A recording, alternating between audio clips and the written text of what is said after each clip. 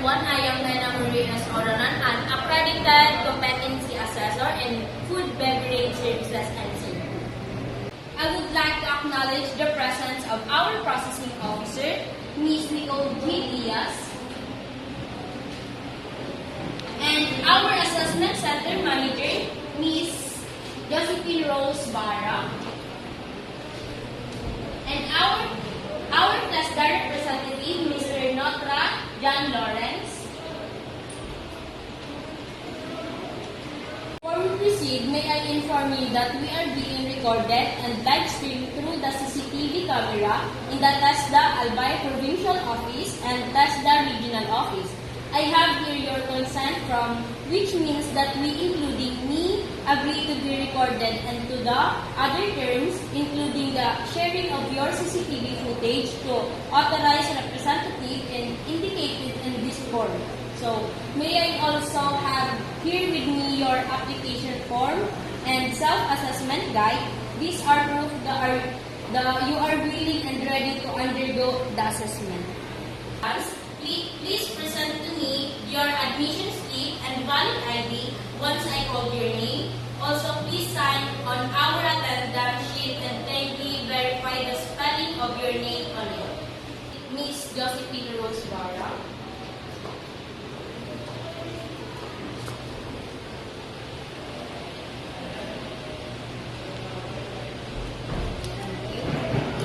Next, John Lawrence Nota.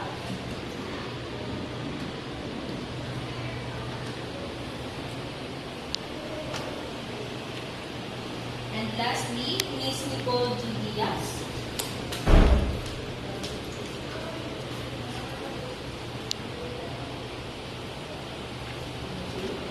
So let's proceed. What is assessment?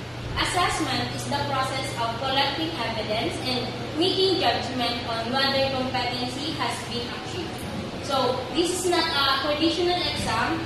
This is a competency-based assessment, meaning you will be evaluated based on actual performance tasks. The purpose of this assessment is to determine if you meet the required standard for the certificate. I'm going to administer competency assessment for food and beverage services and seafood. It is the qualification level with core units of prepare the dining room, restaurant area for service. Second, welcome guests and take food and beverage orders. Third is promote food and beverage products. Provide food and beverage services to guests. Fourth is provide room service. And lastly, receive and handle guest concern. The assessment will include direct observation of the demonstration in each core unit, oral questioning, and also review of supporting documents or accomplished work. After the evaluation, your result will be either C, competent, meaning you have demonstrated all required competency, what NYC, not yet competent, meaning some required competency were not fully demonstrated. Also have things that need to be considered if you have any religious practices, medical conditions, or medication that may affect your performance today. Please inform me now so we can make reasonable arrangement. Your safety and well-being are important. If there are any religious practices being observed by your religion, just tell me so that I can allow you to observe whatever you are required to do by your respective religion. For those candidates who need to take their medication or maintenance within the duration of our assessment, just inform me that I will allow you to take your medication. I would also like to inform you that reasonable adjustment may be provided during the assessment if necessary. For example, instruction may be translated into the vernacular. I would also like to inform you that reasonable adjustment may be provided during the assessment if necessary. For example, instruction may be translated into vernacular to help you better understand the task.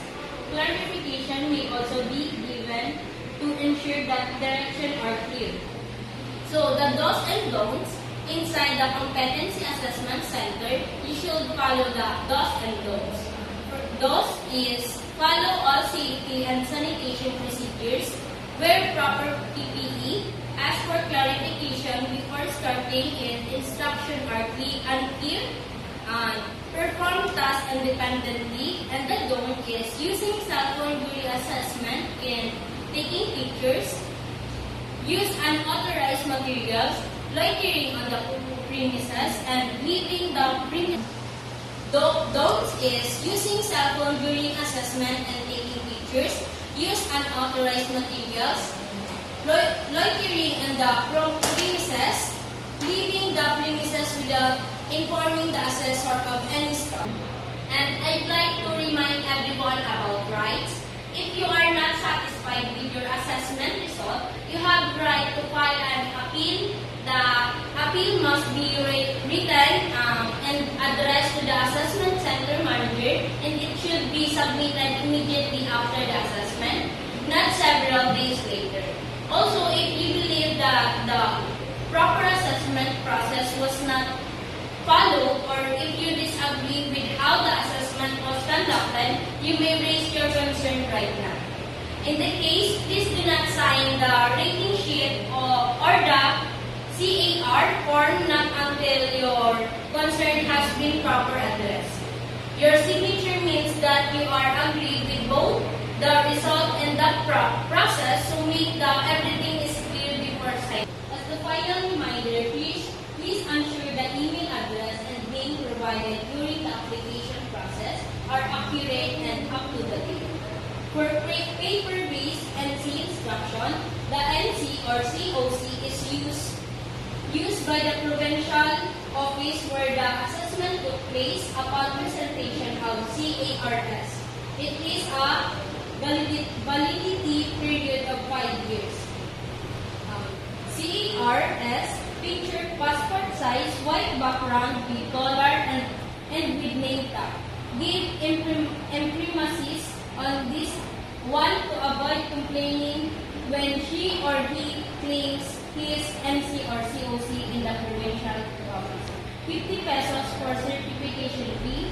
Renewal of NC, 5 years validity. Requirements are photocopy of NC with original presented and certificate of employment related to the NC. Rigo. If you are assessed as not yet competent for the full qualification, do not worry because you may apply for resessment as your own convenience. The resessment will focus on the specific areas of competency that were not satisfactorily demonstrated. However, please be informed that you will be required to pay the full assessment fee as approved by the Technical Education Skills Development Authority Board. And that concludes the orientation. If you have any question and or clarification, may I ask now. If there are no further questions, I will now distribute the specific instruction and please read it carefully. Good luck and do your best.